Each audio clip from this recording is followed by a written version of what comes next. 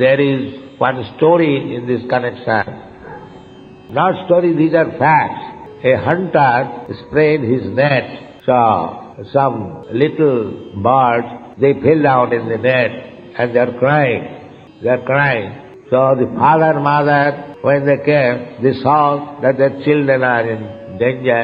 It is caught by the net of the hunter. The mother immediately jumped over it to save the children.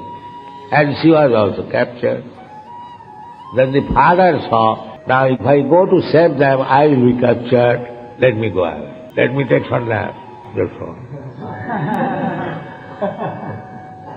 That is intelligence. You cannot give protection to your family, to your society. No, you cannot give. That is not possible. They must die. They must be captured by the network of Maya. You cannot save them. If you want to save them, then make them Krishna conscious. That is the only way. Unless you are expert in saving your children by giving them Krishna consciousness, then you should not become father and mother. That is real contraceptiveness.